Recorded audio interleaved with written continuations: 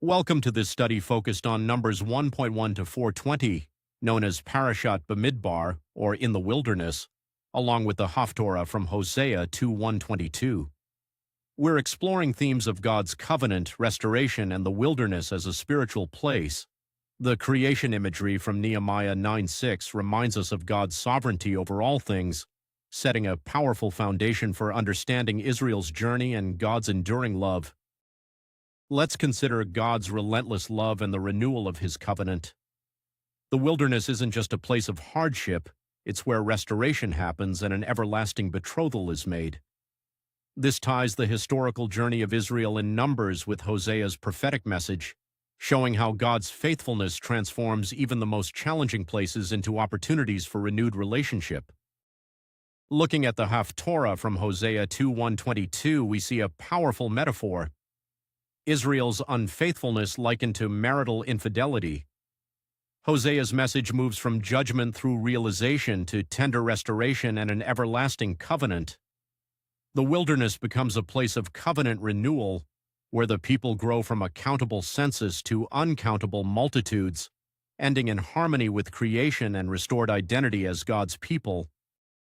The key moment is the reversal of judgment in Hosea 2:1, where names of rejection are replaced with names of favor, Ami, meaning my people, and Rohama, meaning she has obtained compassion. This echoes the census theme from Numbers, promising future growth as numerous as the sand of the sea. It highlights God's mercy and the restoration of relationship despite past judgment. Israel's unfaithfulness is starkly portrayed as a broken covenant, with God as husband and Israel as wife. The pursuit of false lovers for grain, wine, and oil symbolizes idolatry. God's response includes barriers, withdrawal of blessings, and punishment for Baal worship. Yet Israel fails to recognize that God is the true source of all provision, revealing a deep spiritual blindness that the prophet confronts. Then comes a surprising turn. God allures Israel into the wilderness, not as punishment but as a place of hope and renewal. This wilderness becomes a setting for tender communication and restoration, where vineyards and the valley of Achor symbolize new beginnings. The imagery recalls Israel's joyful emergence from Egypt, suggesting that the wilderness is a place for rekindling the relationship with God. This restoration leads to renewed intimacy and betrothal. Hosea 2:16 marks a shift from calling God Bali to Ishi, emphasizing a tender personal relationship rather than one of ownership.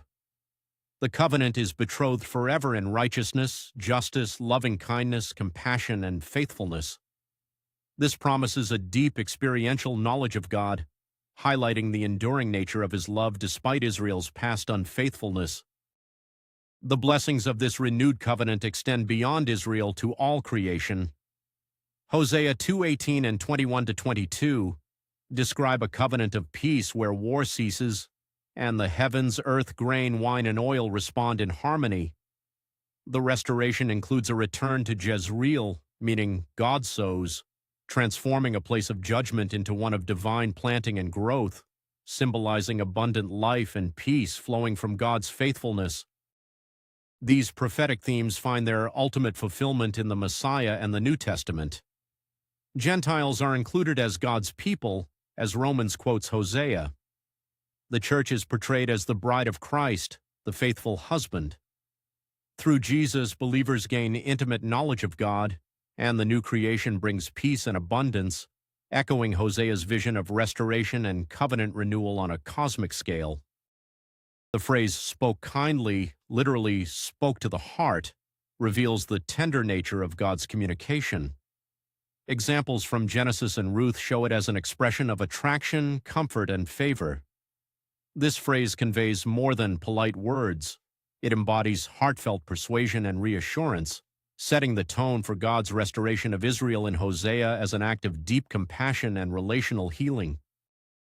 Continuing with "spoke kindly," we see it used in contexts of favor and restoration, such as in 2 Kings and Jeremiah, where a king elevates another through compassionate speech.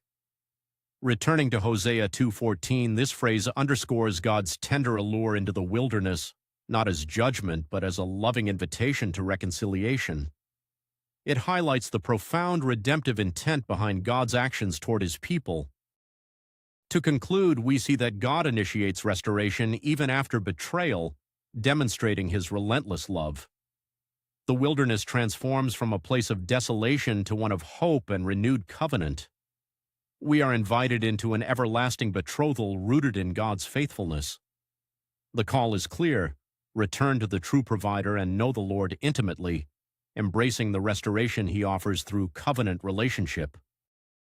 As we end, remember the consistent theme: God's glorious name is to be exalted above all blessing and praise. This journey through Numbers and Hosea reveals his unchanging faithfulness, his desire for restoration, and the hope found even in the wilderness. May this inspire us to seek deeper knowledge of the Lord and embrace his covenant love in our own lives.